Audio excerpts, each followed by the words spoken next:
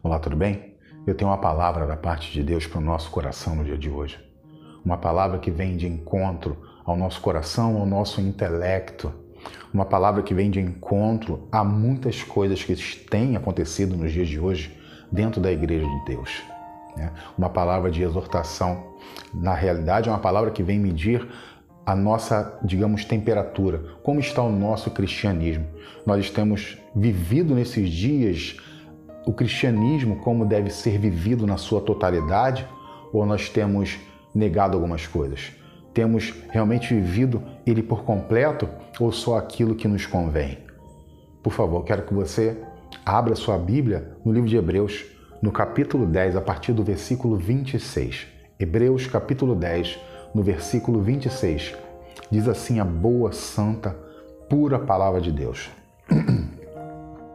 Porque se vivermos deliberadamente em pecado, depois de termos recebido o pleno conhecimento da verdade, já não resta sacrifício pelos pecados.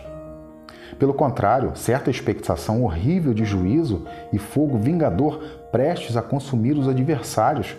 Sem misericórdia morre pelo depoimento de 2 ou 3 testemunhas quem tiver rejeitado a lei de Moisés. De quanto mais severo castigo julgais vós, será considerado digno aquele que calcou os pés do Filho de Deus e profanou o sangue da aliança com o qual foi santificado e ultrajou o Espírito da graça? Ora, nós conhecemos aquele que disse: a mim pertence a vingança, e eu retribuirei. E outra vez o Senhor julgará o seu povo. Versículo 31. Horrível coisa é cair nas mãos do Deus vivo. Como eu disse, é uma palavra que vem de encontro aos nossos corações. É uma palavra que exorta, é uma palavra que realmente, para muitos, talvez não caia muito bem, talvez venha mexer com o seu interior. Eu tenho certeza que o Espírito Santo é aquele que mexe, que remói justamente o nosso interior para que nós venhamos nos consertar com Deus. Eu tenho certeza que hoje é um dia de conserto com Deus para nós, para que nós venhamos, como eu disse, nos avaliarmos como cristãos, como tem andado as nossas atitudes como cristãos verdadeiros, no nosso pensar, o nosso falar, a nossa visão de como é realmente ser cristão, se portar como igreja, se portar como realmente a palavra de Deus exige. E como eu li agora aqui, o próprio Paulo começa fazendo uma exortação que fala assim: porque se tivermos deliberadamente em pecado, se vivermos, deliberadamente em pecado, depois de termos recebido o pleno conhecimento da verdade, já não resta sacrifício pelos pecados. O ponto é que aqui Paulo vem justamente a exortar aos hebreus, o povo hebreu, a igreja, que parecia estar vivendo de uma maneira não santa como se deve viver. E ele fala: por que se vivermos deliberadamente no pecado? O Paulo vem a mostrar que a igreja ela não entendeu que há a necessidade de andarmos em santidade. Paulo fala justamente isso. Por que andar deliberadamente no pecado? Ou seja, nós não podemos servir a Deus e o mundo. Nós não podemos servir a Deus e o diabo. Nós não podemos nos santificar e, na realidade, pecar. Não existe, isso é um paralelo que não consegue andar junto um do lado do outro. O Senhor nos chama a ser santos, como santo é o Senhor nosso Deus. Nós temos que ser o espelho, A Bíblia fala que nós somos sal dessa terra, que sal é aquele que põe sabor, que dá sabor, que vem justamente apurar o cheiro da igreja nesses dias e perante todo o discorrer da história da igreja. Mas ele começa falando: por que se vivermos deliberadamente no pecado? Ou seja, fazendo qualquer coisa. A expressão deliberadamente quer dizer, aquele que faz qualquer coisa em meio ao pecado, deliberadamente em pecado, ou seja, andar de qualquer maneira, fazendo coisas relativas à obra da própria carne, que a Bíblia, ela condena, e nós vamos ler lá no final que aqueles que andam justamente fazendo as obras da carne, eles não herdarão o reino dos céus. A Bíblia é bem clara perante isso.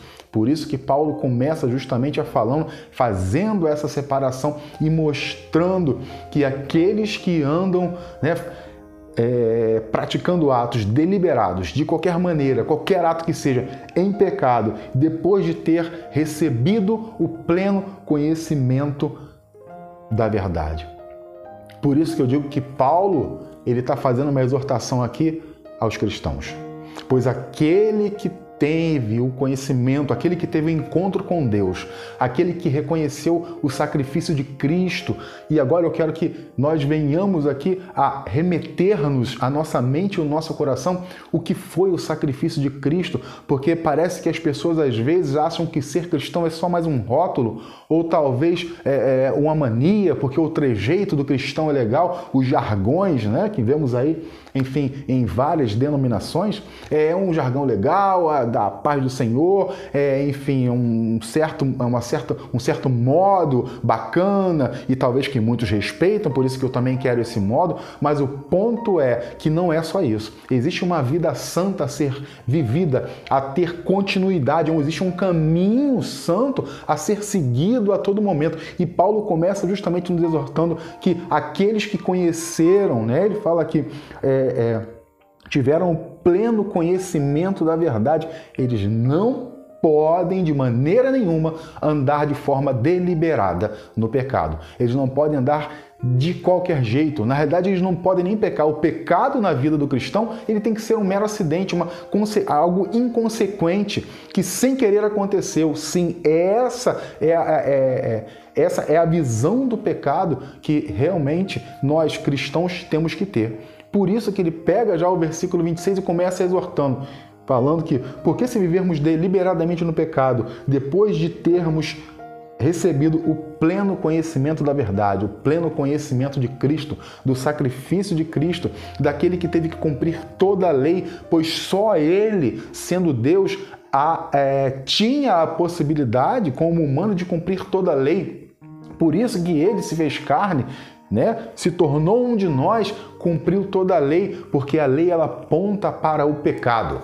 A lei aponta para o pecado. E como ele cumpriu toda a lei, ele não pecou em momento algum, ele fez esse sacrifício por mim e por você.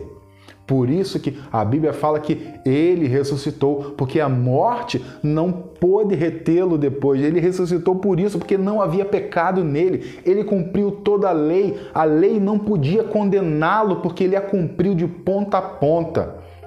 Por isso, e Paulo continua falando, pois aquele que teve realmente alcançou, né, o pleno conhecimento da verdade, ele não pode andar em pecado. Você sabe por quê? Porque ele continua falando assim: já não resta sacrifício pelos pecados. Ou seja, aqueles que conheceram a Cristo, aqueles que tiveram um encontro com Deus, aqueles que conheceram as verdades de Cristo, se eles andarem de qualquer maneira, se eles andarem como pessoas do mundo, se eles andarem pecando, o sacrifício de Cristo na cruz é nulo. O sacrifício de Cristo da cruz é anulado. É como se Paulo falasse: não adiantaria nada, você perdeu a salvação. Por isso que eu falo, por isso que eu disse no início que essa palavra, ela vem de encontro ao meu coração, ao seu coração. Ela vem de encontro ao nosso cristianismo e saber qual é o nível de cristianismo que você e eu nós temos andado, como é que nós temos praticado o verdadeiro cristianismo descrito na Santa Palavra de Deus. É uma pergunta, é um questionamento a nos fazermos no dia de hoje, é um questionamento a pensarmos, a voltarmos lá atrás nas nossas ações, como têm sido as nossas ações, as nossas falácias, os nossos pensamentos e os nossos atos perante o mundo. Porque o mundo sempre espera algo da igreja, o mundo sabe que a igreja é santa, você foi chamado para ser santo, você foi chamado para ser sacerdote, nós somos diferença nesse mundo. E por isso, nós não podemos andar em pecado. E Paulo continua assim: pelo contrário, certa expectação horrível de juízo e fogo vingador prestes a consumir os adversários, ou seja, aqueles que conheceram a Cristo, conheceram a verdade, que andam no pecado, perderam a salvação, estão andando com pessoas não salvas, e a expectativa para essas pessoas é o fogo eterno, que é guardado aos nossos adversários, que é guardado a demônios, aqueles que não andam realmente dentro da palavra de Deus, que viraram as costas para Deus. Essa é justamente a expectativa daqueles que andam de qualquer jeito, que conhecem a verdade, mas que trocaram a verdade pelo pecado. Isso é muito forte, meu querido. Eu convido você no dia de hoje a rever, a fazer uma releitura de como é que está sendo a sua vida com Cristo, como é que está sendo a sua vida com o seu irmão, com a sua igreja, com a sua família, como é que está justamente, você tem colocado em prática, de que maneira isso aqui, essa palavra santa de Deus, a Bíblia, você tem colocado ela em prática de maneira parcial? Será que você tem colocado na totalidade? Ou você só põe em prática aquilo que os outros falam? Você infelizmente não pega nem para ler a palavra de Deus. Oh Deus! E ele continua no versículo 28. Sem misericórdia, morre pelo depoimento de 2 ou 3 testemunhas quem tiver rejeitado a lei de Moisés. Ou seja, aí Paulo começa a mostrar como era na lei. Se era tão fácil, olha só, presta atenção nessa palavra aqui, meu querido irmão. Ele fala que sem misericórdia morre pelo depoimento de 2 ou 3 pessoas, aquele que não cumpria a lei na época de Moisés. E aí Paulo agora vem fazer justamente uma interrogação. Se essas pessoas, se 2 ou 3 pessoas chegassem lá, poxa, vocês saíram da lei, vocês não cumprem mais a lei de Moisés, essas pessoas eram passíveis de morte. E aí no versículo 29, ele fala assim: de quanto mais severo castigo. Ele já começa aquelas pessoas que negavam a lei naquela época, somente com 3 testemunhas eram sujeitas à morte. E aí Paulo começa a exortar no versículo 29, de quanto mais severo castigo julgais, vós será considerado digno aquele que calcou os pés do Filho de Deus e profanou o sangue da aliança, como o qual foi santificado e ultrajou o Espírito da graça. Olha que perigo! Olha justamente o perigo que nós estamos correndo quando conhecemos a verdade. Ele fala que o castigo é muito maior, porque nós calcamos os pés do Filho. E termina o versículo falando, nós ultrajamos o Espírito da graça que recebemos através de Cristo. Isso é muito sério, é jogar para fora Cristo e falar, não, eu não quero mais Cristo. Por isso que eu disse, a palavra ela vem de impacto aos nossos corações. E eu tenho certeza que Deus está falando com você nesse momento sobre aquilo que você tem feito na sua vida, sobre como realmente tem andado o seu cristianismo, como é que você está se apresentando ao mundo, como luz ou como trevas, como sal. O próprio Cristo falou que aquele que realmente não é um sal, é insosso, pega-se e joga fora.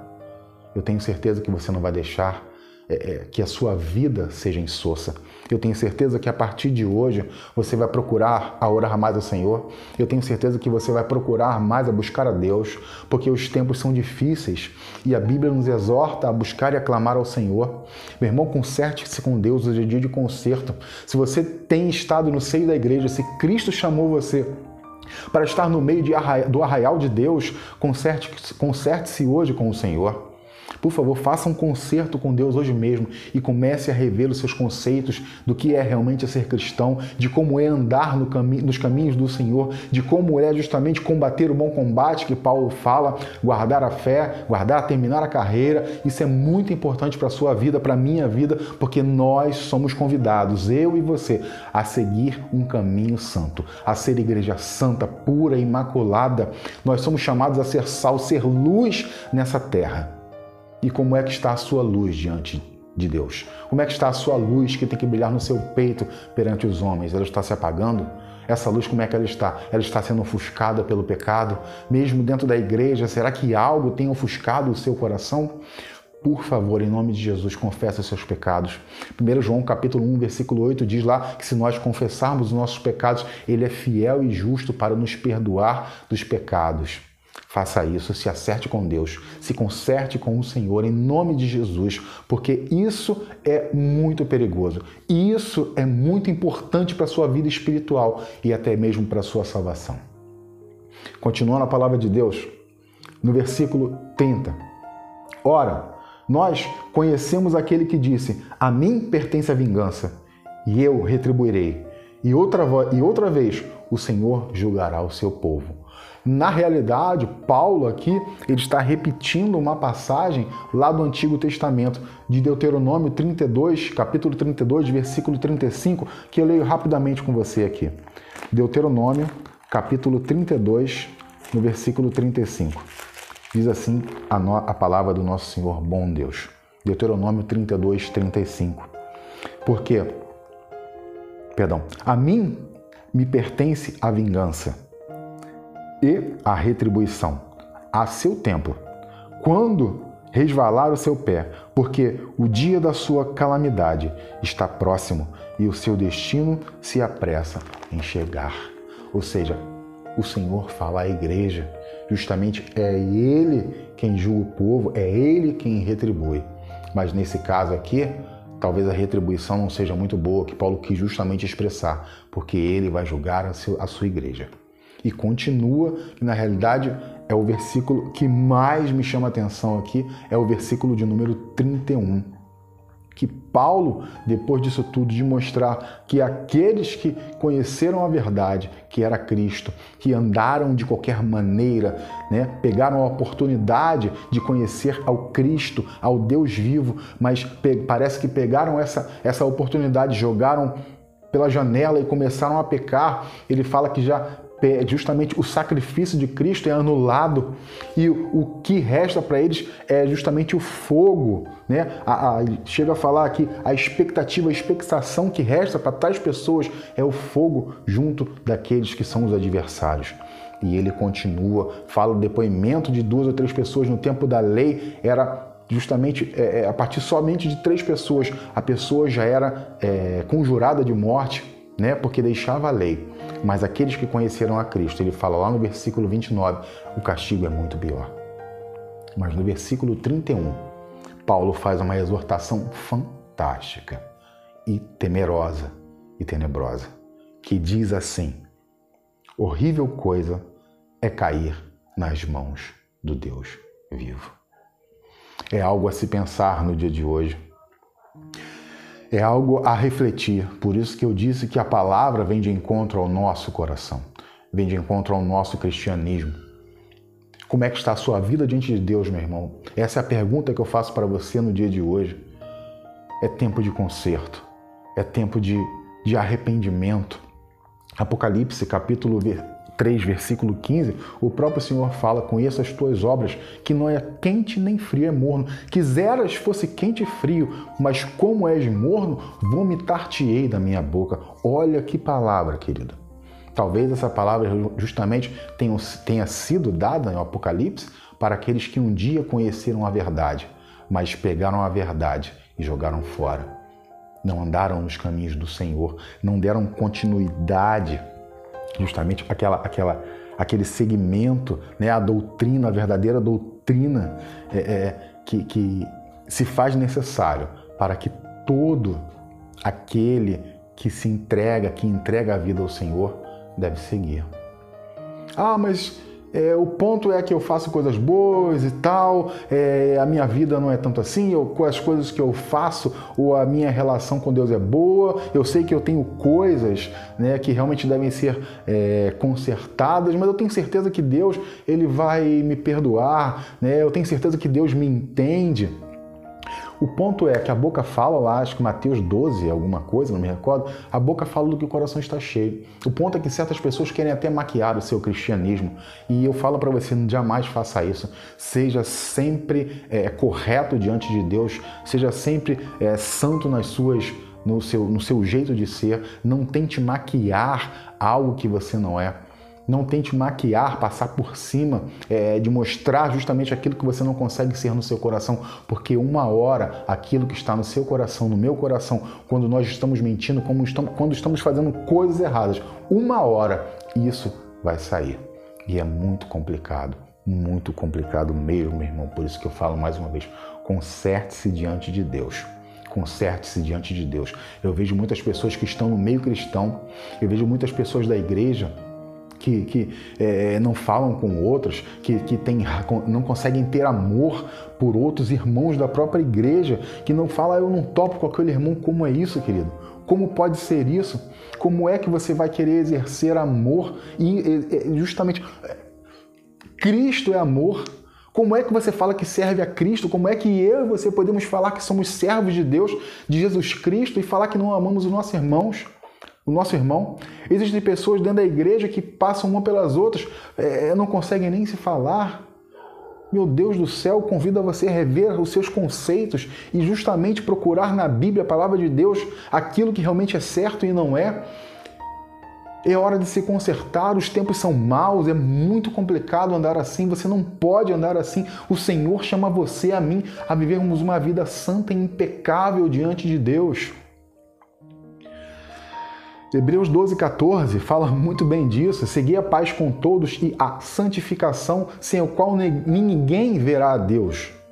Ou seja, nós temos que primeiramente andar bem nesse mundo, nós temos que seguir as regras que a Bíblia manda, nós temos que andar, cumprir os nossos deveres como cidadão, nós temos que ter nossas contas pagas, nós temos que andar com tudo nosso em dia. Nós temos que andar em paz com todo mundo, porque o próprio Cristo nos deu a paz dele, ele é a nossa paz. Nós temos que exalar essa paz ao mundo. E como é que você não quer falar com uma pessoa que faz parte da sua congregação, que está no meio ali da igreja? Ou seja, querido, a própria Bíblia fala, segue a paz com todos, você tem que andar em paz. E também a santificação, porque sem a santificação, ninguém vai ver a Deus. Ponto crucial é esse. O Senhor nos chama a ser santo. Santo como santo é o Senhor nosso Deus. E aí você pergunta, tá bom, missionário, você está falando o tempo todo de que realmente eu tenho que ser santo, eu tenho que andar numa vida santa. E qual é o nível de santidade? Qual o nível de santificação que o Senhor vem cobrar de mim e de você? Como é que é esse nível? A que nível eu estou? A que nível eu posso me comparar? Será que eu estou seguindo o meu cristianismo de maneira correta? Será que eu estou, vamos botar assim, num nível razoável, um nível bom? O ponto é que não existe nível razoável ou bom. O ponto é que você tem que ser santo, eu temos que ser santo. Não existem níveis de santidade. O ponto é que temos que ser e acabou. Mas aí você me pergunta qual o nível de santidade exigida para que nós venhamos justamente a exercer um papel fiel, de fidelidade em Cristo nessa terra. Amém? Tem uma palavra escrita no livro de Mateus, no capítulo 5, no versículo 20, e eu acho que esse é justamente o nível de santidade a qual o Senhor requer de mim e de você. Mateus capítulo 5, no versículo 20, diz assim a palavra do Senhor: se a vossa justiça não excederia em muito a dos escribas e dos fariseus, jamais entrareis no reino dos céus. E essa é uma palavra muito forte, porque Jesus tinha reunido os discípulos, ali foi dito o Sermão do Monte, foi mostrado aos discípulos o reino dos céus. E o próprio Jesus, aos seus discípulos, ele vai lá e mostra e lhes dá essa palavra sobre realmente como é que nós devemos nos portar, qual o nível de santidade que o cristão realmente deve andar. Aí alguém pode perguntar, mas missionário, ele fala sobre a justiça, se não exceder a justiça. O ponto é que justiça e santidade, elas andam juntas, né? Sabemos que o Senhor Jesus fala justamente dos escribas e fariseus, né? Eram pessoas hipócritas que mostravam coisas por fora que na verdade não eram, ou seja, eles não eram justos, eles não eram santos. Por isso que há uma ligação profunda, justamente essa justiça e essa santidade exercida por eles. Por isso que o Senhor vai lá e fala que se a nossa justiça, se a nossa santidade, né, não exercerem muito o nosso modo de andar, o nosso modo de se portar perante o mundo, um modo verdadeiro e não um modo hipócrita, se esse modo de ser, esse jeito de pensar, de falar, não exercerem muito o dos escribas e dos fariseus, jamais herdarão o reino dos céus. E para nós entendermos isso, é necessário entender quem eram os fariseus e os escribas, né? Os fariseus era uma seita, né? Um grupo de judeus, eram considerados uma seita, eles não tinham um sacerdote e ele era formado por a maioria os escribas daquela época. O ponto do fariseu é que ele vivia uma vida exibicionista e orgulhosa, né? Ao ponto de poder chegar a uma falsa, talvez, se não essa é a verdade, uma falsa santidade e, como eu disse, um exibicionismo. Isso é bem descrito quando o Senhor Jesus mesmo fala que não sejamos como os hipócritas que vão para a praça, falar em voz altas, e tal, ou então como aqueles que jejuam, ele mesmo fala novamente, não sejam como os hipócritas, que quando jejuam desfalecem a face para parecerem santos. Então esses eram justamente os fariseus. E quem eram os escribas? Os escribas eram considerados os doutores e os mestres da lei, aqueles que pegavam, naquela época eram considerados quase que como ministros hoje, dentro de um reino. Eles pegavam a palavra, eles traduziam, eles escreviam e eles comentavam a palavra. Então, qual é o problema disso tudo, então, missionário? Poxa, eles escreviam, passavam a palavra adiante, passavam a lei. O ponto é que, como eu disse, eles também comentavam a palavra. Eles comentavam a lei e eles pegavam justamente esses comentários, e colocavam os próprios comentários feitos por eles acima da lei. Por isso que eles eram considerados hipócritas e orgulhosos. Eles não faziam justamente o uso da lei escrita, mas pegavam aquilo que eles achavam que devia ser.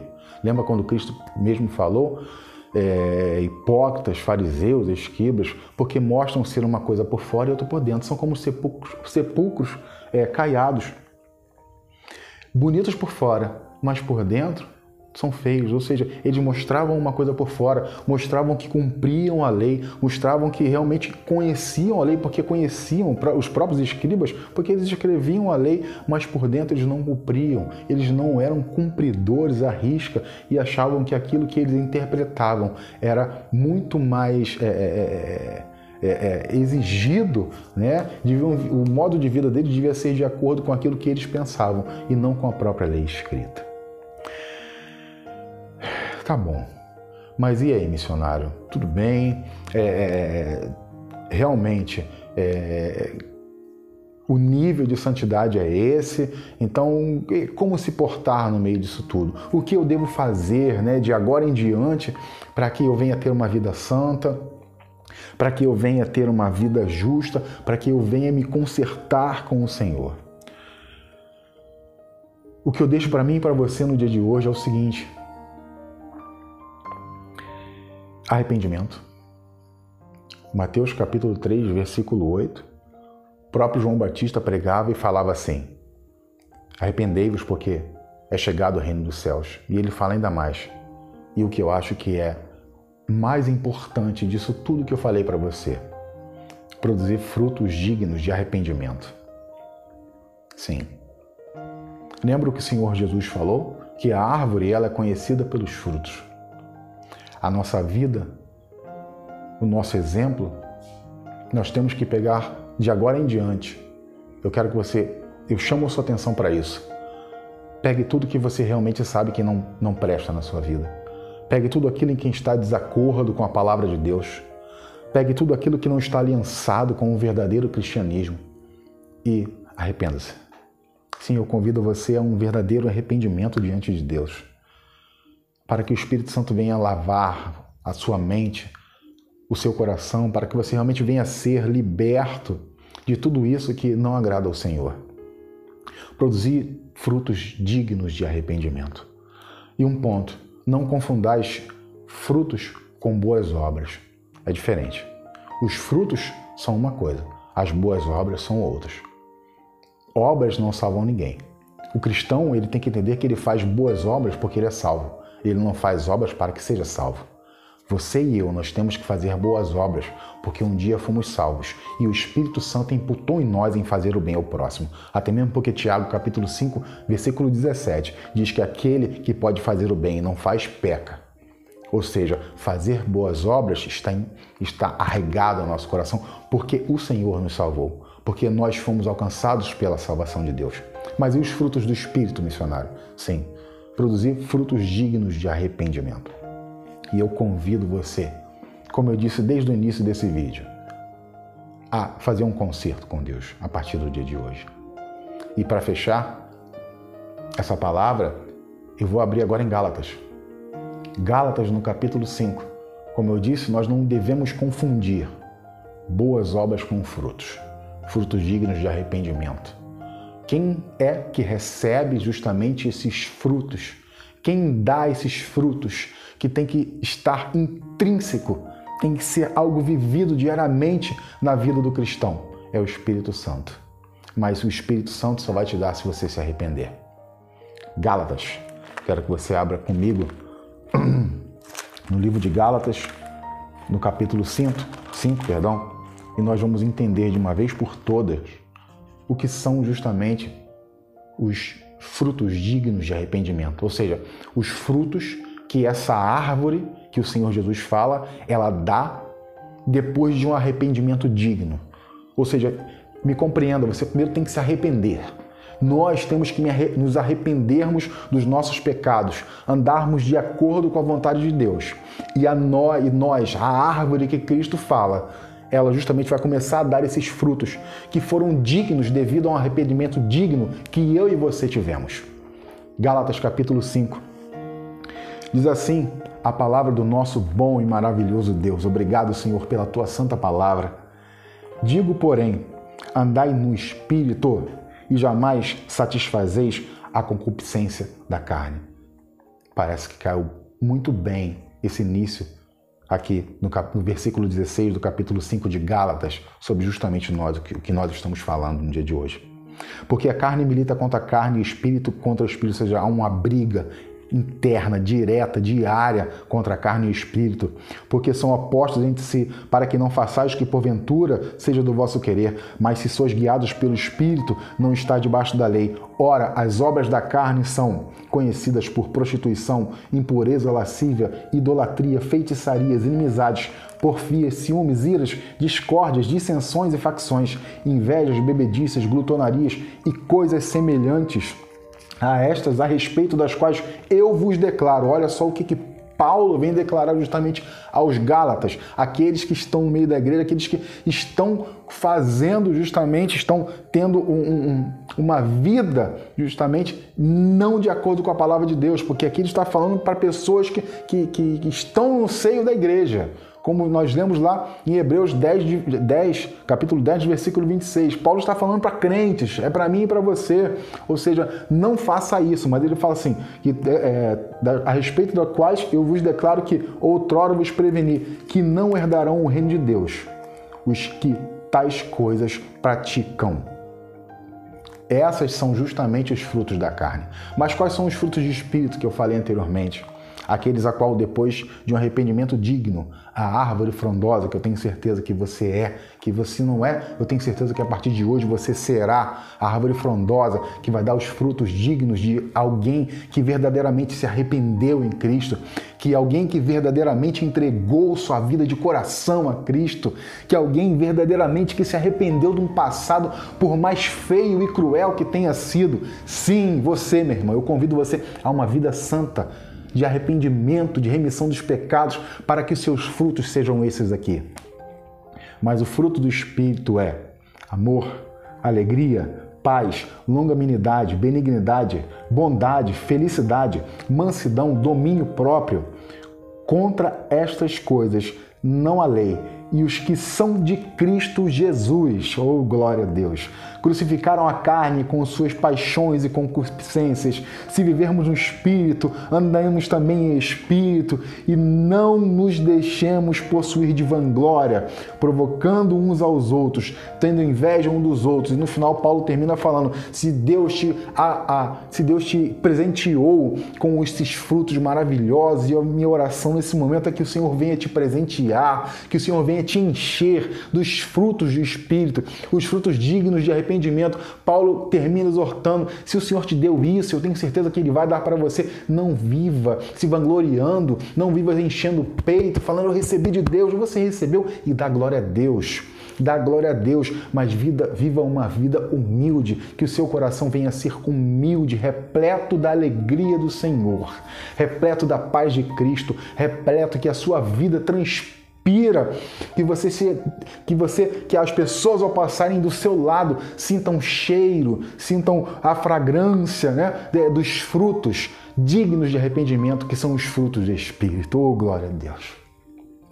Como eu disse para você no início dessa mensagem, eu tenho certeza que ela veio e vai vir sempre de encontro ao nosso coração, ao nosso cristianismo, ao nosso jeito de ser, ao nosso jeito de pensar, ao nosso jeito de falar, Glória ao teu nome, Senhor, porque eu tenho certeza que o Senhor é quem faz a obra. E eu tenho certeza que o Senhor já está fazendo essa obra no seu coração no dia de hoje. Que o Senhor já está fazendo, mostrando a você como você deve andar, meu querido. Mostrando a você como você deve falar com amor, expressando amor, né? É como aquela passagem que está justamente em, acho que é Gálatas ou Efésios, não me recordo agora. Efésios, se não me engano, eu vou procurar ela aqui, quer ver? Em Efésios. Ah, meu Deus, eu tenho que buscar essa passagem aqui, eu não posso deixar passar. Efésios do capítulo... Efésios capítulo 4, justamente. Oh, glória a Deus. Efésios capítulo 4, a partir do versículo 25.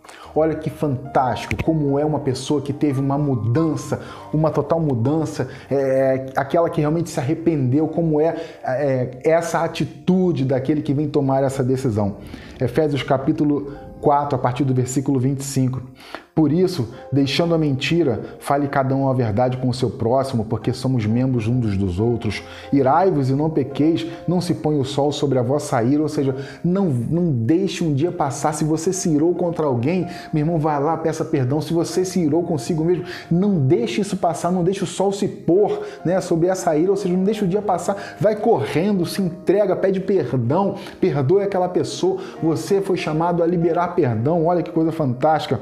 Nem deis lugar ao diabo. Aquele que furtava, não furte mais, antes trabalhe fazendo com as próprias mãos o que é bom, para que tenha o que acudir ao necessitado. Não saia da vossa boca nenhuma palavra torpe.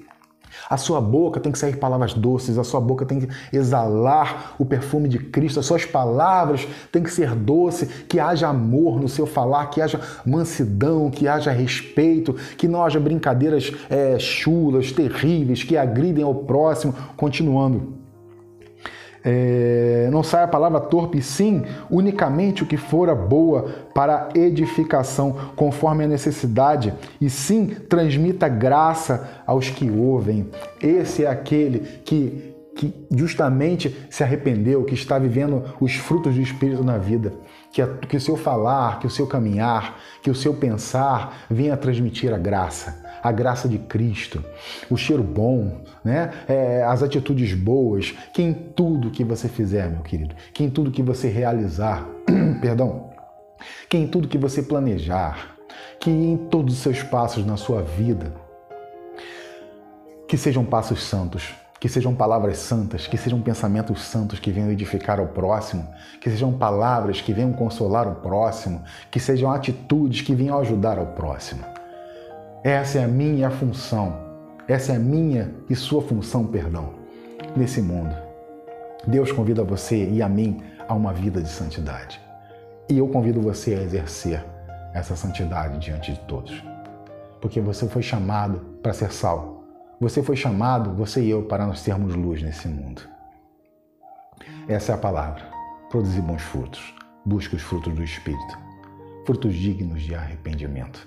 A qual só o Senhor, através do Espírito Santo, pode liberar para mim e para você. E a minha oração final, o meu pedido a Deus é que seja liberado, é que o Espírito Santo incomode e te incomode para arrependimento, que te incomode para uma vida santa e que você, a partir de hoje, venha a viver essa vida santa. Que a partir de hoje você venha a retribuir a Cristo, nós venhamos a retribuir a Cristo essa salvação, pedindo a Ele, primeiramente nos arrependendo dos nossos maus passos, dos nossos pecados, né? E que Ele venha nos encher com os bons frutos do arrependimento, com os frutos do Espírito Santo. Louvado seja o nome do Senhor. Eu agradeço você mais uma vez estar aqui comigo, porque, como eu disse, a palavra do Senhor é santa, justa e boa, e ela vem de encontro, sempre. Mas eu tenho certeza que para deixar a mim e a você um cristão melhor a cada dia mais. Que Deus te abençoe poderosamente, em nome de Jesus.